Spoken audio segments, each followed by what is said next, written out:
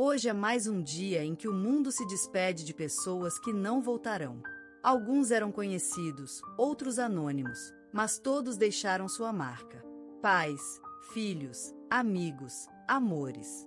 Histórias que agora vivem apenas na memória. Este vídeo não é só uma lista de nomes. É um tributo silencioso àqueles cuja jornada terminou. Assista até o fim. Dedique um momento de respeito.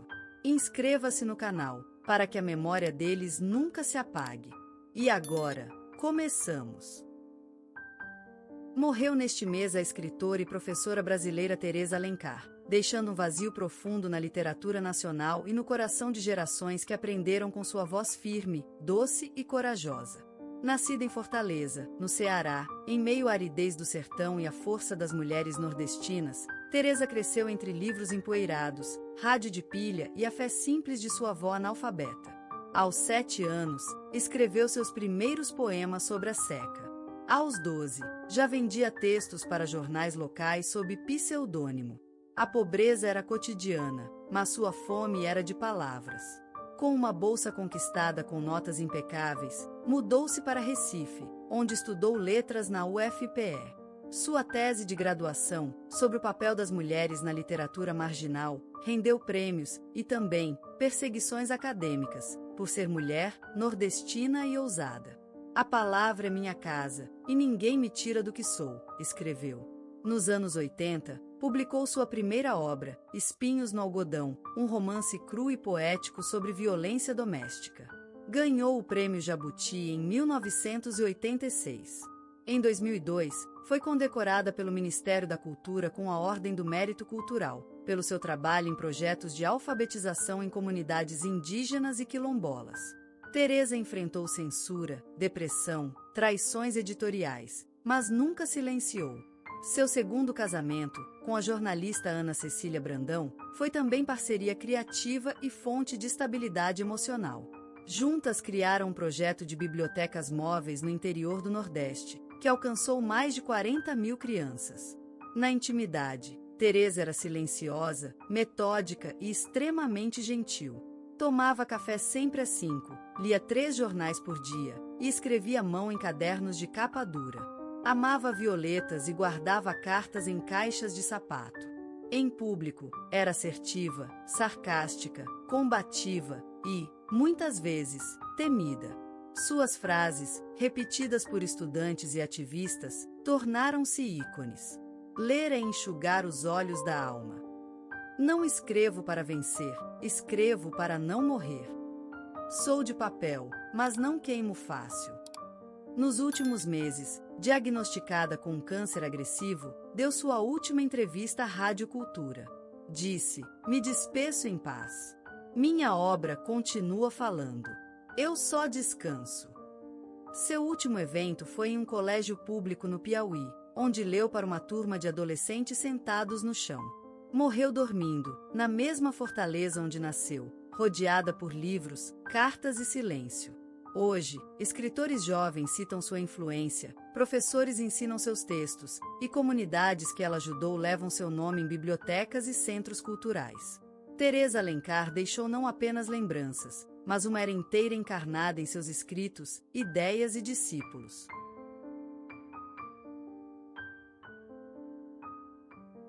Morreu neste mês o jornalista e documentarista brasileiro Ernesto Lemos da Rocha, aos 73 anos, em sua casa no bairro do Cosme Velho, no Rio de Janeiro, cercado por livros, filmes e o silêncio que sempre respeitou. Ernesto nasceu em Salvador, no coração de uma família mestiça, de raízes afrodescendentes e indígenas. Filho único de uma costureira e de um estivador, cresceu entre becos e bibliotecas improvisadas. Seu pai, que nunca aprendeu a ler, o levava aos domingos para ver os jornais colados nas vitrines de bancas. Foi assim que nasceu o fascínio pelas palavras e pela verdade.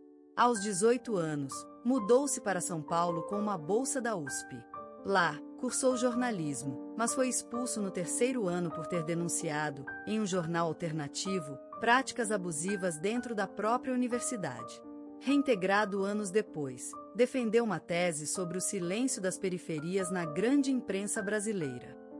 Na década de 80, tornou-se conhecido por sua série de documentários Vozes da Sombra, exibida na TV Cultura, um marco na televisão pública. Em 2003, recebeu o Prêmio Nacional de Comunicação pela série Entre Grades, sobre o sistema carcerário feminino. E em 2019, o Ministério da Justiça o homenageou com a Ordem do Mérito pela sua contribuição à denúncia de violações dos direitos humanos. Ernesto foi mentor de centenas de jovens jornalistas.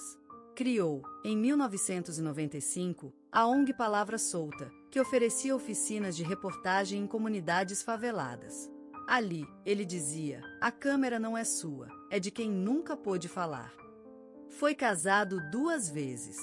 Teve 3 filhos, com quem mantinha uma relação amorosa mas distante, em parte por sua dedicação quase obsessiva ao ofício.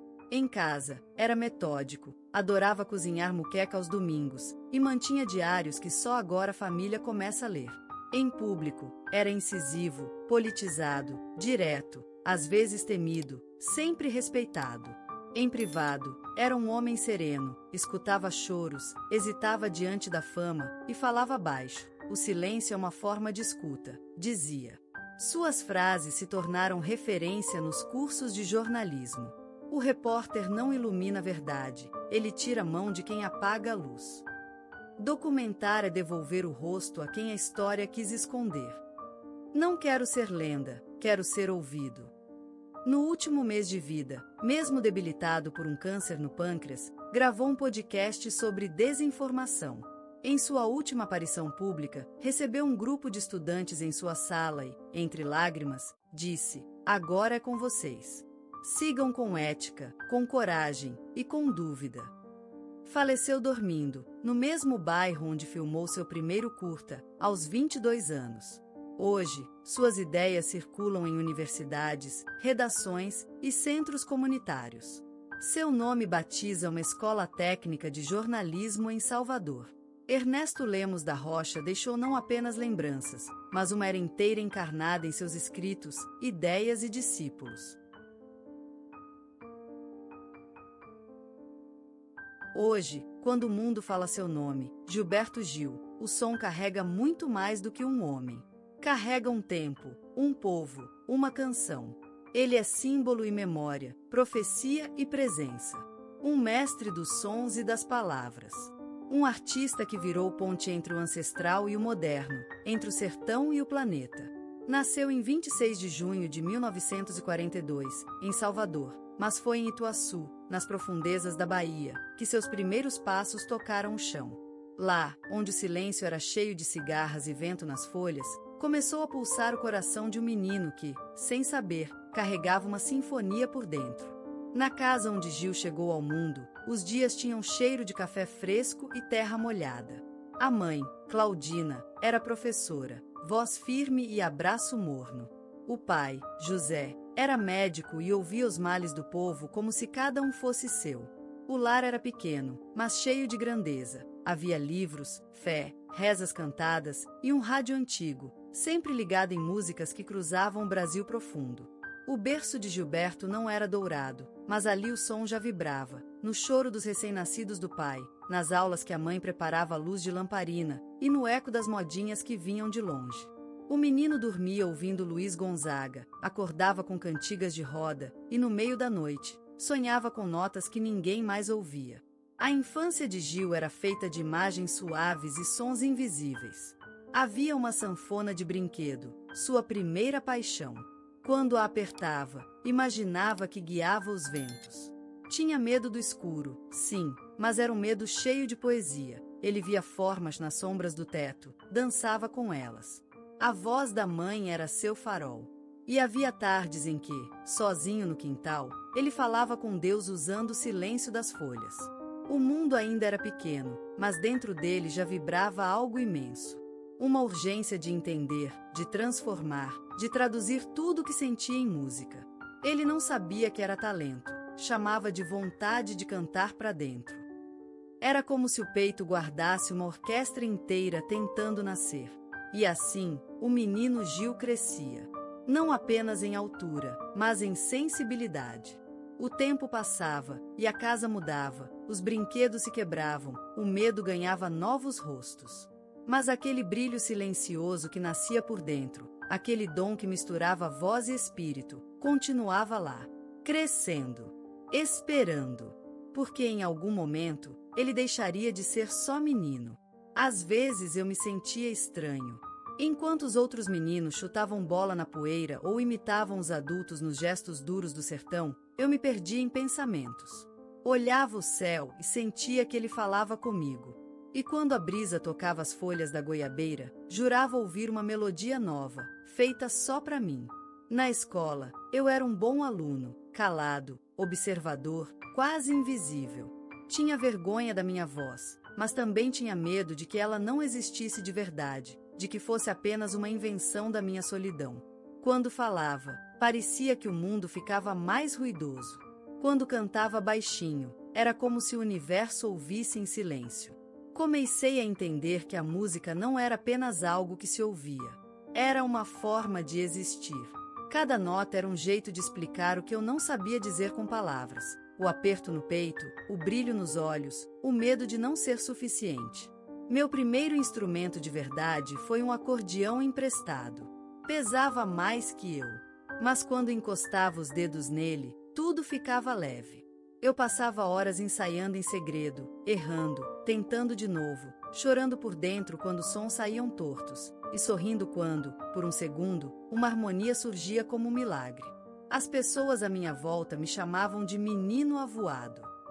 Diziam que eu não tinha o pé no chão. E talvez fosse verdade. Eu flutuava. Com os livros, com as canções, com as ideias que vinham de longe, de outros mundos, de outras línguas, de vozes negras que cruzavam o Atlântico. Sentia que minha alma pertencia a algo maior do que Ituaçu. Mas ser diferente também machuca. Lembro de uma tarde, no pátio da escola, quando um colega rasgou uma folha do meu caderno onde eu havia escrito letras de músicas. Ele riu. Disse que homem de verdade não escrevia poesia. Aquilo me queimou. Voltei para casa em silêncio, escondi o caderno debaixo da cama e fiquei semanas sem compor. Tive vergonha. Vergonha de mim mesmo. Até que uma noite ouvi minha mãe cantarolar baixinho na cozinha, lavando louça, sem saber que eu a ouvia. Era uma canção antiga, cheia de saudade e ternura. E percebi, como um sussurro do destino, a música mora onde há amor, onde há dor, onde há verdade. E então, voltei a escrever. Voltei a sonhar. Era como andar em uma estrada que ninguém via, mas que eu sentia sob os pés. Mesmo quando tudo ao redor dizia não, alguma coisa dentro de mim insistia. Vá. Vá com medo. Vá sozinho. Vá em silêncio, se for preciso. Mas vá. O primeiro sucesso não chegou como um trovão, mas como um arrepio. Foi numa noite morna de Salvador, com cheiro de mar e suor de plateia, que Gilberto Gil, já com o violão colado ao peito como extensão do corpo, cantou pela primeira vez diante de um público que o escutava com a alma. Não foi um show, foi um batismo.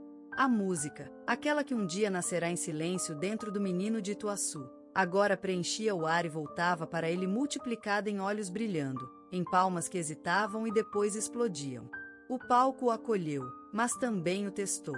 O Brasil de então era um país de cordas tensionadas, entre o passado e o novo, entre a repressão e o desejo de liberdade. Gil sentia essas tensões no próprio peito. A Tropicália, com suas cores, rupturas e ousadias, parecia ser o seu lugar, mas também o seu risco. Não era só música. Era desafio. Era luta. Era escolha. Ao lado de Caetano, Gal, Tons, Os Mutantes, ele encontrou irmandade, mas também se viu diante de decisões que poucos podiam tomar sem medo. Ser artista, sim. Mas ser artista que incomoda, que propõe, que arrisca, isso exigia coragem que, por vezes, faltava nos ossos. Vieram os aplausos. Vieram os jornais, as capas, os programas de rádio, a aclamação. E junto com eles, o peso. Porque no fundo da noite, quando as luzes do palco se apagavam e ele se deitava num quarto de hotel estranho, uma voz sussurrava: será que isso é real? Será que sou mesmo esse homem que dizem que sou? Houve traições, de amigos que se afastaram, de ideais que se perderam pelo caminho. Houve o exílio, o corte abrupto entre o sonho e o concreto. Londres o recebeu como um refúgio e uma prisão. Ele andava por ruas molhadas de uma cidade que não era dele, sentindo o Brasil pulsar no peito como uma ferida aberta. Ali, na distância, ele descobriu outra coisa, que não basta ter voz. É preciso saber o que dizer com ela. Que a música pode curar, mas também denunciar. Que o artista verdadeiro não canta só para si, ele canta para o mundo, e isso cobra um preço. E quando voltou, não era mais o mesmo. Seu canto estava mais denso, mais doce e mais duro. Cantava com gratidão, mas também com desconfiança. Aprenderá que o sucesso não é um lugar, mas uma travessia constante. E que a alma, para continuar livre, precisa sangrar de vez em quando. Gilberto Gil venceu.